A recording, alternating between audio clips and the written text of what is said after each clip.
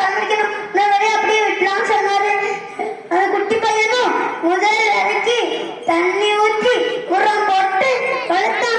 ரெண்டாவது வேலைய அப்படியே விட்டுட்டான். கொஞ்ச நாள் கழிச்சு முதல் அழகான செடியும் மறைச்சு. ரெண்டாவது அப்படியே கருக்கி காணாம பேச்சு உழைப்பாக